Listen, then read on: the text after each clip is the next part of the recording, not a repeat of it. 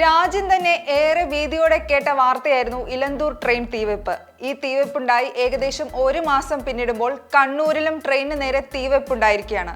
ഈ രണ്ട് തീവെപ്പ് വാർത്തകളും വിരൽ ചൂണ്ടുന്നത് വലിയ അനിശ്ചിതത്വത്തിലേക്കും സുരക്ഷാ ഭീഷണിയിലേക്കുമാണ്.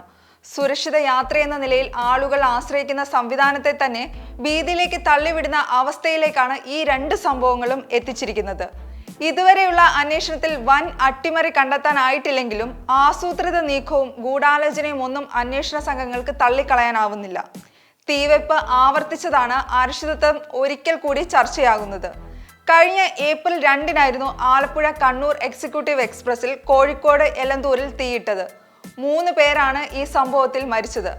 അക്രമി ഉദ്ദേശിച്ച തരത്തിൽ പാലത്തിന് മുകളിൽ വെച്ച് ബോഗിയിൽ തീ പടർന്നിരുന്നുവെങ്കിൽ വൻ ദുരന്തം തന്നെ സംഭവിക്കുമായിരുന്നു എന്നാണ് അന്വേഷണ സംഘങ്ങൾ പറയുന്നത്.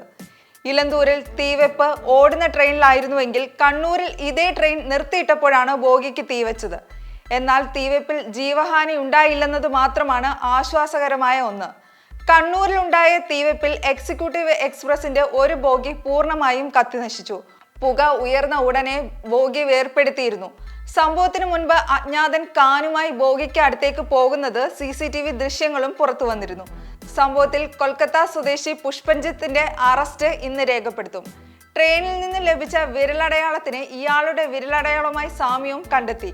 കൂടാതെ ഇയാളെ ഇവിടെ കണ്ടതായി BPSL സുരക്ഷാ ജീവനക്കാരും മൊഴി നൽകിയിട്ടുണ്ട്. വിശദമായ ചോദ്യം ചെയ്യലിന് ശേഷമാകും അറസ്റ്റ്. പ്രദേശത്തെ കൂടുതൽ CCTV ദൃശ്യങ്ങൾ രാത്രിയും പോലീസ് പരിശോധിച്ചിരുന്നു. അതേസമയം എലന്തൂർ ട്രെയിൻ തീവെപ്പ് കേസ് ഇപ്പോൾ NIA കൊച്ചി യൂണിറ്റാണ് അന്വേഷിക്കുന്നത്. സംഭവത്തിൽ തീവ്രവാദ സ്വഭാവം സംശയിച്ച് UAPA ചുമത്തുകയും ചെയ്തതോടെയാണ് NIA കേസ് ഏറ്റെടുത്തത്. എലന്തൂർ തീവെപ്പ് നടന്ന 3-ാം ദിവസമാണ് മഹാരാഷ്ട്രയിലെ രത്നഗിരിയിൽ നിന്നും ഡൽഹി സ്വദേശി ഷാറുഖ് സൈഫിയെ പോലീസിന്റെ പ്രത്യേക അന്വേഷണ സംഘം അറസ്റ്റ് ചെയ്തത്.